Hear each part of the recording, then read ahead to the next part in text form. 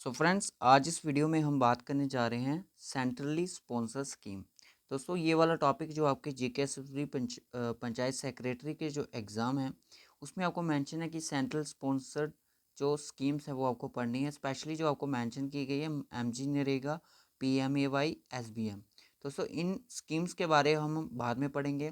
पहले हम देखेंगे कि सेंट्रल स्पॉन्सर स्कीम्स कहाँ से आई और इसमें कौन कौन सी स्कीम्स होती हैं, उन चीज़ों के बारे में आज हम पढ़ेंगे इंट्रोडक्शन पार्ट। वीडियो को एंड तक ज़रूर देखिएगा। अगर आप इस चैनल पर फर्स्ट टाइम विजिट कर रहे हैं तो जेके प्रैक्टिस को ज़रूर सब्सक्राइब कीजिएगा। तो इससे पहले हमारे थोड़े बहुत लेक्चर्स जो जीके के हैं अपलोडेड हैं, अगर आपने नहीं देखे हैं तो डिस्क्रिप्शन बॉक्स में आपको BLW का पूरा कोर्स मिल जाएगा रीजनिंग का, जिसमें आपका रीजनिंग का सिलेबस ऑलमोस्ट कंप्लीट हो चुका है। और उसके बाद अगर मैं बात करूँ तो जो आपका मैथमेटिक्स का वो आपका करंटली चल रहा है और जीके का भी हम चल रहा रहे हैं। तो विद इन डेज, जैसा कि आप सभी को पता है, 17 जुलाई को आपका रीजनिंग का टेस्ट होगा, सेक्शनल टेस्ट जो कि 20 मार्क्स का होगा, जो होगा आपका BLW का सिलेबस है रीजनिंग का, उसमें वही चीज़ें पूछी जाएंगी। तो रेडी रहे, रात को 9 बजे होगा। और हाँ, 24 जुलाई को जो आपका इंग्लिश का रखा गया है और 31 को आपका रखा गया है कंप्यूटर का। ये फ्री टेस्ट होंगे, सेक्शन टेस्ट होंगे, आप इनको दे सकते हो। तो जैसा कि आप सभी को पता है कि सिलेबस की तो तैयारी ऑलमोस्ट सभी बच्चों ने अभी तक की हुई है। तो ऐसा सिलेबस नहीं है कि जिसको देख के आप ऐसे शॉक हो जाओ, ये चीज़ें कहाँ से पढ़नी, वो कहाँ से पढ़नी। तो सिलेबस ये कहीं ना कहीं चीज़ें पहले की पढ़ी हुई हैं। तो इसलिए हमने मैथमेटिक्स का अभी नहीं रखा है, क्योंकि मैथमेटिक्स पर आपके प्रैक्टिस सेट ही लाए जाएंगे, क्योंकि वो सेक्शनल के थ्रू कंडक्ट नहीं होगी, उसकी प्रैक्टिस नहीं होगी। और हाँ, रीजनिंग की एक नई सीरीज स्टार्ट होने जा रही है। जैसा हमारा सिलेबस कंप्लीट होता है उसके बाद हम लाएंगे आपके practice set question with topic wise आपकी ये चीज़ें काम करेंगी। ठीक है गाइज, तो चलिए फिर चलते हैं। ऐसा भी बहुत सारी वीडियोस हमारी टॉपिक्स पे जो कि प्रीवियस टॉपिक, बट अब जो रीजनिंग के आपके नए टॉपिक इंक्लूड हुए हैं, एसएससी के एग्ज़ाम में भी ये काम आएंगे। तो इसलिए हम फिर से एक मतलब कि रिवाइज चीज़ को बोलते हैं, उन चीज़ों को करना स्टार्ट कर देंगे, क्योंकि जो हमारी वीडियोस हैं उनमें सिर्फ हमने कंसेप्ट क्लियर किया है। और कुछ बच्चों का कहना है कि हमारी कॉपी होती है। तो गाइस, जिसको लगता है कि जेके प्रैक्टिस किसी चीज़ की कॉपी कर रहा है तो आप चैनल को अनसब्सक्राइब कर सकते हो। हाँ, पर गूगल की कॉपी तो हर कोई करता है, क्योंकि गूगल से ही चीज़ें हमें सर्च में पता चलती हैं। गूगल से ही पता चलता है कि क्या आगे हमें क्या करना है। ठीक है, क्योंकि आजकल डिजिटल ज़माना है, तो इसमें हमें गूगल का सहारा तो लेना ही पड़ता है। तो चलिए फिर करते हैं इंट्रोडक्शन पार्ट स्टार्ट, बिना टाइम वेस्ट किए। सो गाइस, बहुत सारे बच्चे ये बोलते हैं कि सर आपसे कंटेक्ट कैसे करें आपसे बात करने के लिए। देखिए, हमारा इंस्टाग्राम का लिंक आपको दिया जाता है, उस पर टेलीग्राम भी होता है, उस पर अब बहुत सारे लिंक्स हैं, हमारे फेसबुक के लिंक है। आप उनमें कहीं ना कहीं 3 प्लेटफॉर्म पे हम कहीं ना कहीं हमें ज्वाइन कर सकते हो। तो इंस्टाग्राम पे भी हमें फॉलो कर सकते हो और टेलीग्राम पर भी हमें मैसेज कर सकते हो। तो चलिए फिर, क्या है सेंट्रली स्पॉन्सर स्कीम? बहुत मुश्किल है कि दोस्तों, जब भी आप कोई टॉपिक पढ़ने जाते हो, जैसे मैंने आपको इंडेक्सिंग के बारे में पढ़ाया था, मैंने बोला कि इंडेक्सिंग होती है क्या, इंडेक्सिंग क्या चीज़ है। तो उसके बारे में पहले आपको मैंने इंट्रोडक्शन दी थी। इसलिए हम जब भी कोई टॉपिक पढ़ते हैं, जैसे हम फिजियोग्राफी ऑफ इंडिया पढ़ेंगे, तो सबसे पहले हमें पता होना चाहिए कि फिजियोग्राफी है क्या है। ठीक है ना, पढ़ तो हम रहे हैं, पर चीज़ें है क्या है, एक्चुअल में चीज़ है क्या है जिसके बारे में हमने पढ़ना है। तो इसके थ्रू ही हम चीज़ों को लर्न कर सकते हैं। सेंट्रली स्पॉन्सर स्कीम्स, जिसको CSS बोलते हैं, और schemes that are implemented by the state government of India. दोस्तों, जो सेंट्रली स्पॉन्सर स्कीम्स होती हैं, इनको इम्प्लीमेंट कौन करता है? State government of India. यानी कि कौन करता है इसको इम्प्लीमेंट, लगाता कौन है? State government of India. But largely जो फंड रहता है इनका, देखिए पैसा भी तो प्रोवाइड करना है, तभी तो स्कीम लॉन्च होगी ना। फंड जो होती है वो सेंट्रल गवर्नमेंट प्रोवाइड करती है। कौन करती है? सेंट्रल गवर्नमेंट जो आपकी है वो आपका फंड प्रोवाइड करती है, फंड प्रोवाइड करती है। ऐसा नहीं है कि सेंट्रल गवर्नमेंट ही फंड प्रोवाइड करेगी, नहीं, स्टेट भी करती है। पर जो लार्ज फंड रहता है वो किसका रहता है? वो लार्ज फंड आपका रहता है सेंट्रल गवर्नमेंट का। सेंट्रल गवर्नमेंट का सबसे ज़्यादा यहाँ पे फंड रहता है। सबसे ज़्यादा जो फंडिंग करती है वो कौन करती है? सेंट्रल गवर्नमेंट ऑफ इंडिया करती है। और अगर मैं आपको बता दूं कि 10 रुपये की अगर फंडिंग करनी है तो उसमें से 6 रुपये की फंड होती है। ये डिपेंड करता है कि किस सिचुएशन में कैसे कैसे कौन सी स्टेट में करनी है, कैसे करनी है, ये चीज़ हम आगे बढ़ेंगे। 6 रुपये अगर यहाँ पे सेंटर कर रहा है तो 4 रुपये स्टेट को करना पड़ेंगे। ठीक है, लार्ज फंड कौन करता है? सेंट्रल स्पॉन्सर स्कीम की अगर ऑलराउंडिंग बात की जाए तो वहाँ पे आपकी सेंट्रल गवर्नमेंट करती है, but largely funded by central government with A defined state government share, और सीमित कुछ शेयर होता है जो कि स्टेट गवर्नमेंट को भी देना पड़ता है। यहाँ तक क्लियर हो गया कि जो सेंट्रली स्पॉन्सर स्कीम्स होती हैं उनको इम्प्लीमेंट करता है स्टेट गवर्नमेंट करती है, और लार्जेस्ट सबसे ज़्यादा जो फंड करता है वो सेंट्रल गवर्नमेंट करती है, और थोड़ा सा जो होता है कुछ सीमित होता है। अब यहाँ पे 9.9:1 की रेशो में भी फंडिंग होती है, ठीक है, 6:4 की रेशो में भी फंडिंग होती है। अभी किस चीज़ की बात करें तो इसलिए बता रहा है कि कुछ डिफाइन किया जाता है स्टेट गवर्नमेंट के लिए भी कि उसको भी शेयर देना पड़ता है। ओके, क्लियर है यहाँ तक? यहाँ तक क्या चीज़ें सीखी कि सेंट्रल स्पॉन्सर स्कीम को इम्प्लीमेंट कौन करता है? State government. लार्जेस्ट फंड किसका रहता है? सेंट्रल गवर्नमेंट का, और ये रेशो में रहता है। इस चीज़ को हम आगे डिस्कशन करेंगे, ठीक है। अब यहाँ पे jointly funded by the central, ये चीज़ हमने पढ़ ली कि सेंट्रल स्पॉन्सर स्कीम में क्या होता है कि सबसे ज़्यादा फंड जो रहता है वो सेंट्रल गवर्नमेंट का रहता है। किसका रहता है?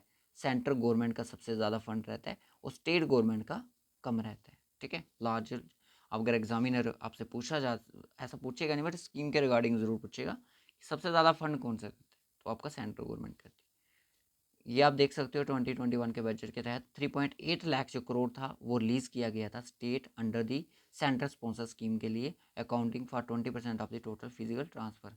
तो इस चीज़ को याद रख लीजिएगा, करंट में चीज़ें पूछी जा सकती हैं। उसके बाद आता है कि the government council of NITI NITI Aayog setup a sub group of chief ministers of rationalisation of central sponsor scheme 2015। जब रैशनलाइजेशन हुआ, ठीक है, रैशनलाइजेशन हुआ उस टाइम क्या किया कि नीति आयोग की जो गवर्नमेंट थी उन्होंने क्या किया कि ग्रुप कमेटी बनाई जिसको वो सब ग्रुप ऑफ किसका था? सब ग्रुप ऑफ चीफ मिनिस्टर थे, ठीक है, ऑफ रैशनलाइजेशन करने के लिए सेंसर स्पॉन्सर स्कीम को 2015 में, इंपॉर्टेंट है 2015 में इनको रैशनलाइजेशन किया गया। क्लियर है यहाँ तक? ओके। उसके बाद की जो सब ग्रुप था आपका चीफ मिनिस्टर का, उन्होंने रेकमेंड ये किया कि जो सेंट्रली स्पॉन्सर स्कीम होंगी वो 30 से ज़्यादा नहीं होनी चाहिए, यानी कि 30 से ज़्यादा नहीं होनी चाहिए। 28 हो सकती है, 29 हो सकती है, 30 हो सकती है, पर 30 से ज़्यादा नहीं होनी चाहिए। किसने रेकमेंड किया? सब ग्रुप जो चीफ मिनिस्टर के थे, सब ग्रुप था जो कि चीफ मिनिस्टर का था, जिन्होंने रैशनलाइजेशन किया कि इसको सेंट्रल स्पॉन्सर स्कीम को, जिसमें उन्होंने रेकमेंड किया कि जो सेंट्रल स्पॉन्सर स्कीम की जो स्ट्रेंथ होनी चाहिए वो 30 स्कीम से ज़्यादा नहीं होनी चाहिए। क्लियर है? उसके बाद सब ग्रुप उन्होंने ये भी रेकमेंड किया कि that central sponsor scheme should be categorised into 3 categories. देखिए जो सेंट्रल स्पॉन्सर स्कीम थी इनको कैटेगराइज किया गया था थ्री कैटेगरी में। अब ये कौन कौन सी हैं इनके बारे में हम बात कर लेते हैं। सबसे पहले जो आपकी स्कीम्स आती हैं वो आती है आपकी core of the core scheme. दोस्तों ये कोर ऑफ दी जो कोर स्कीम है ये आपकी सिर्फ 6 स्कीम है, ठीक है, 6 स्कीम है, बाकी आपकी 24 यहाँ पे है, तो ऑप्शनल आपकी नहीं है, अभी नहीं है। पहले थी दो थी, उनके बारे में हम पढ़ेंगे आगे। 2 थी, अब नहीं है। याद रखना core of the core schemes most important, जिसके एग्जाम्पल अगर हम आगे बात करेंगे क्या क्या इसकी एग्जाम्पल हो सकती है। चलिए यहाँ पे देखिए, central sponsor schemes are extended by the union government of state under the article 282 of the constitution. आपसे पूछा जा सकता है कि सेंट्रल स्पॉन्सर जो स्कीम्स होती हैं उनको एक्सटेंड कौन करता है? उनको करती है union government of state. Implement और एक्सटेंड आगे की ओर किसने दिया? आगे की ओर किसने दिया? आगे की ओर किसने? कौन बढ़ावा देगा? कौन इनकरेज करेगा इनको? वो करेगी आपकी सेंट्रल गवर्नमेंट ऑफ इंडिया। किस आर्टिकल के तहत? Indian constitution article 282 of the Indian constitution के तहत, ठीक है। यहाँ तक क्लियर हो गया?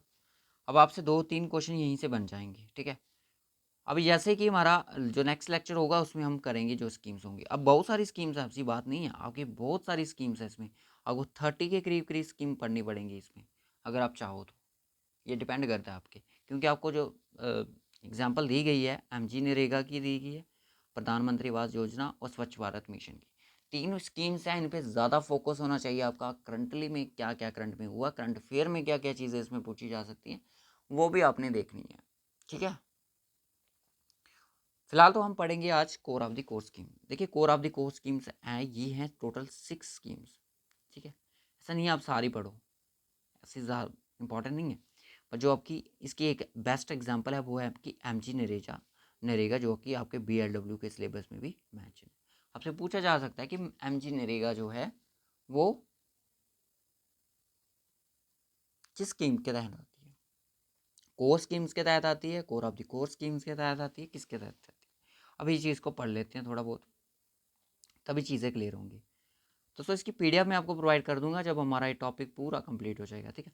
जो ये स्कीम्स हैं, दिस स्कीम्स कौन सी? Core of the core scheme, जिसको कोर ऑफ कोर भी कह सकते हो, COCS भी कह सकते हैं, CO सॉरी एस, ठीक है। जिसको फुली फंडेड कौन करता है? Central government. Core of the core schemes are for social protection and social inclusion के लिए होती है। सोशल प्रोटेक्शन के लिए, प्रोटेक्शन यानी कि प्रोटेक्ट में लाना, इंक्लूजन में यानी सभी को इकट्ठा लेके साथ में चलना। अभी जैसे कि सभी को पता है कि आपको एक टॉपिक था इंक्लूजन, इंक्लूजन में यानी कि सभी को इकट्ठा साथ में लेके चलना, सभी को इकट्ठा साथ में लेके चलना स्कीम के लिए, जैसे कि एमजी नरेगा। क्लियर है? अब कह सकते हैं कि SC ST कैटेगरी के लिए जो स्कीम्स रहती हैं वो भी आपकी इसी के अंडर आती हैं, वो इसी का एक पार्ट है। जब मैं आपको ये पढ़ाऊंगा, मैं आपको जैसे ही पढ़ाऊंगा एमजी नरेगा के बारे में पढ़ाऊंगा, पहले core of the core scheme के बारे में पढ़ेंगे जो आपके टॉपिक में है एमजी नरेगा, ठीक है, सिंपल सी बात है। एमजी नरेगा इसमें तो टोटल 6 आती हैं, बट मैं उनके नाम भी आपको बताऊंगा। ये 6 अम्ब्रेला स्कीम्स के, इनके अंडर भी स्कीम्स आती हैं, ये चीज़ें बाद में पढ़नी है। एमजी नरेगा जो है ये हमारा नेक्स्ट टॉपिक होगा। आज का हमारा नेक्स्ट है core scheme. This schemes are funded by the centre plus state, centre भी फंड करता है और यहाँ पे स्टेट भी फंड करता है। बट जो core of the core schemes थी उसमें फंड कौन करता था? Only centre, only central government वहाँ पे फंडिंग करती थी, पैसा जो प्रोवाइड करती थी वो कौन करता था? Central government only funding. Okay, after that अगर देखें यहाँ पे you can see on the basis of ratio, ratio के तहत ये फंड को रेशो करते हैं दोस्तों। 9:10 की रेशो में अगर 90:10 सेंट्रल गवर्नमेंट करती है 90 और स्टेट गवर्नमेंट करती है 10%। 90% ये करेगी, 10% ये करेगी। अगर 100 रुपये देना है, 90 रुपये वो देगी सेंट्रल गवर्नमेंट और 10 रुपीज़ कौन करेगा? State government.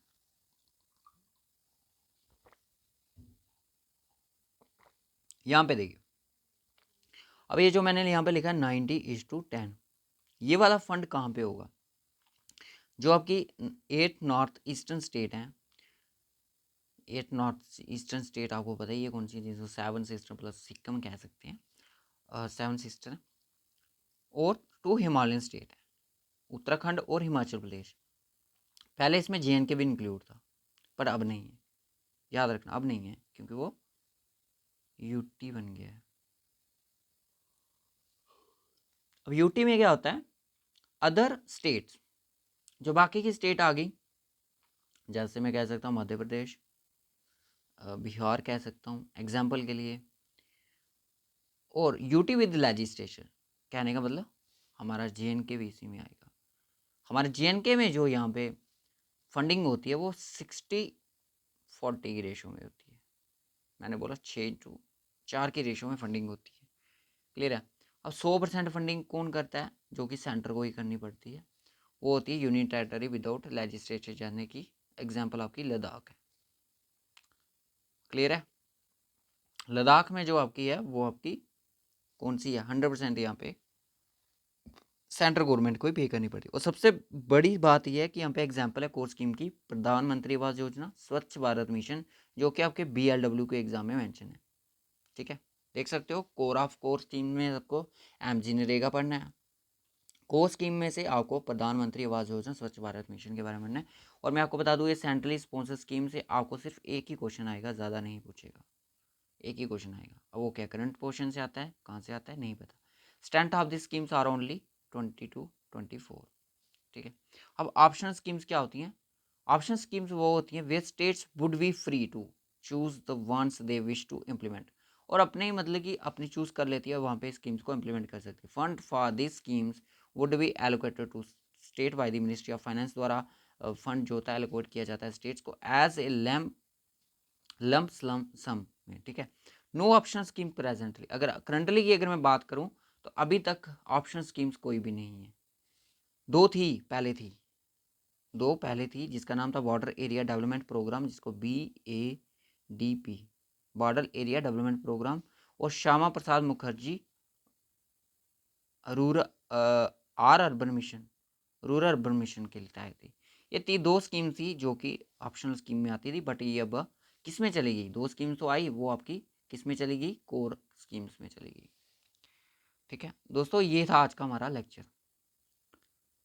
अब जो नेक्स्ट लेक्चर होगा मैं ट्राई करूँगा उसको एक ही लेक्चर में थोड़ा लेंथी रखूँ, ताकि 10 से 15 मिनट का लेक्चर ना हो, वो थोड़ा लेंथी लेक्चर हो, जिसमें हम डिटेल डिस्कशन करेंगे MG नरेगा की, MG नरेगा की। और जिसको बोलना है कि हम कॉपी कर रहे हैं तो वो बोलता रहे, हमें फ़र्क नहीं पड़ता। दूसरी स्कीम से होगी हमारी, ये आपकी कोर से आगे दूसरी स्कीम से होगी प्रधानमंत्री आवास योजना, जिसको अच्छा लग रहा है वो पढ़ सकता है। और तीसरी आ गई स्वच्छ भारत मिशन। बाकी भी स्कीम्स के बारे में हम सिर्फ नाम लेके बात करेंगे। ठीक है, अगर आप नोट्स बनाना चाहोगे तो नोट्स में मैं लिख दूंगा उनको एक्स्ट्रा ऐसे, पर डिटेल में डिस्कशन उनकी नहीं करेंगे, क्योंकि आपको सिर्फ यही 3 पे ज़्यादा मेन फोकस आपको इन्हीं पे रखना है, क्योंकि आपके सिलेबस में यही मेंशन दी गई है। ऐसे 30 स्कीम्स हैं, ऐसी बात नहीं है आपको उनको नहीं पढ़ो, अब नोट्स बनाओ, उनको भी थोड़ा बहुत लिख लो। ठीक है, शॉर्ट में, पर ज़्यादा फोकस आपका इन 3 स्कीम्स पे होना चाहिए। ठीक है, और जैसा कि आप सभी को पता है BLW का जो सेक्शन टेस्ट 2 है, मॉक टेस्ट जिसको कह सकते हैं, वो आपका 17 जुलाई को रात को 9 बजे कंडक्ट होगा। रीजनिंग का है वो, और ऐसा नहीं है कि वो प्रीमियर में लाइव चल रहा है तो आप उसको पास नहीं कर सकते, आप उसको पास मज़े से कर सकते हो, मज़े से अपना आंसर मार्क कर सकते हो। ठीक है, आराम से कीजिएगा। और हाँ, जल्दी से मॉक टेस्ट जो आपका फर्स्ट है उसको अगर आपने नहीं दिया तो डिस्क्रिप्शन बॉक्स में आपको प्लेलिस्ट के लिंक मिल जाएंगे, जिसमें मैंने ऐड की हुई है। आपकी जीके की प्लेलिस्ट है, मैथमेटिक्स की भी है, रीजनिंग की है, और आपकी सेक्शनल टेस्ट की भी है, जो कि आपके सेक्शनल टेस्ट चल रहे हैं। ठीक है, सेक्शनल टेस्ट जो भी होगा आपका रीजनिंग का होगा, जीके का होगा, आपका कंप्यूटर का होगा, आपका इंग्लिश का होगा, ये सारे के सारे आपको सेक्शन टेस्ट सिर्फ इसी प्लेलिस्ट में मिलेंगे, बाकी नहीं मिलेंगे। ठीक है, 3 हो गए। इंग्लिश का 1-2 टॉपिक जो हमारे रहते हैं उसको भी हम कवर कर जल्दी ही कर देंगे। जो आपका सेंटेंस करेक्शन है उसके लिए प्रैक्टिस क्वेश्चन लाएंगे आपके लिए। और दूसरा आपका जो आता है, जैसे कि आपको, हमारे पास इंग्लिश की फैकल्टी नहीं है, ना ही हमारे पास कंप्यूटर की फैकल्टी है, पर मैं ट्राई करूँगा इन लेक्चर्स को लाने की। और सेंटेंस करेक्शन और एरर डिटेक्शन वाले, जो कि बैंकिंग में पूछे जाते हैं, 20 मार्क्स की आपकी इंग्लिश है। तो okay guys, bye bye and take care and God bless to all of you.